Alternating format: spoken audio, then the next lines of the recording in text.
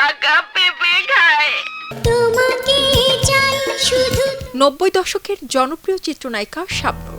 একসময় পর্দায় তার উপস্থিতি মানেই ছিল দর্শকের উপচে পড়া ভিড়। তবে এখন আর রূপালী পর্দায় নিয়মিত দেখা যায় না তাকে। এর মধ্যে জীবনের ৪৫ বসন্ত পেরিয়ে ১৭ ডিসেম্বর ৪৬-এ পা রাখলেন এই নায়িকা। কয়েক দশকের বেশি সময় ধরে দর্শক হৃদয়ে জায়গা করে নেওয়া শাবনূর শুরুতে ক্যারিয়ারের স্বর্ণালী সময় কাটালেও হঠাৎ পাল্টে যায় সব। ব্যক্তিগত জীবনের বাস্তবতার কাছেই সব এলোমেলো হয়। তবে তার অনবদ্য অভিনয়ের জন্য তাকে এখনো আইডল মনে করেন বর্তমান সময়ের অনেকেই।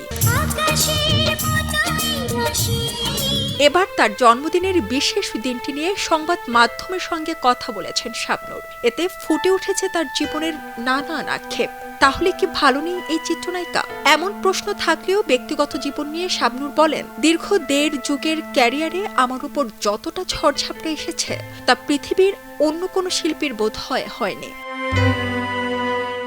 এ নায়িকা আরো বলেন, প্রথম সিনেমা চাঁদনি রাতের প্রযোজক আজিজ মোহাম্মদ ভাই, নায়ক সালমান শাহ, নায়ক রিয়াজ, ফেরদৌস ও এক বিদেশি নাগরিককে আমার সঙ্গে জড়িয়ে যেসব মিথ্যা সম্পর্কের গুঞ্জন, সালমান শাহর মৃত্যুতে অভিযুক্ত হওয়া, এফডিসির বিভিন্ন সমিতি কর্তৃক একাধিকবার ব্যান হওয়া কি ফেস করতে হয়নি। এবার পারিবারিক নানা টানাপোড়েনে জীবন ছিল অতিষ্ঠ।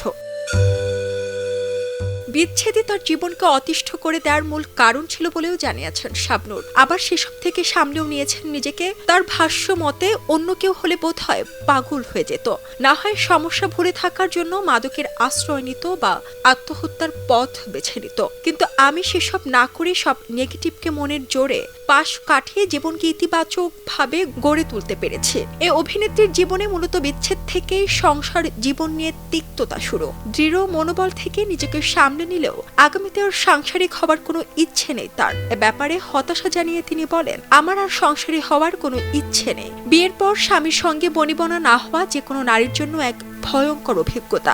এজন্য বাধ্য হয়ে ডিভোর্স দিতে হয়েছে। তবে আমার আর বিয়ের কোনো ইচ্ছে নেই। এর কারণ হচ্ছে একমাত্র ছেলে আইজানকে প্রতিষ্ঠা করা, তাকে একজন সত্যিকার মানুষ হিসেবে গড়ে তোলা।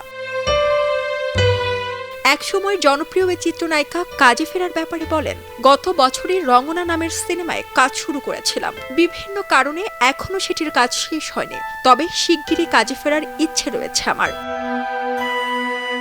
২০১১ সালের ৬ ডিসেম্বর ব্যবসায়ী অনিক মাহমুদের সঙ্গে আংটি বদল হয়েছিল শাবনূরের। পরের বছর ২৮ ডিসেম্বর বিয়ে হয় তাদের। তারপর থেকে পর্দায় ধীরে ধীরে অনেকটা অনিয়মিত হয়ে পড়েন তিনি। এরপর স্বামীকে নিয়ে অস্ট্রেলিয়ায় বসবাস শুরু করেন। ২০১৩ সালের ২৯ ডিসেম্বর অনিক শাবনূর দম্পতির ছেলে আইজান নিহানের জন্ম হয়। আর ২০২০ সালের ২৬ জানুয়ারি অনিকের সঙ্গে বিচ্ছেদের খবর জানান এই চিত্রনায়িকা। এলো খবরের কাগজ, নিখাত, নির্ভীক, নিরপেক্ষ।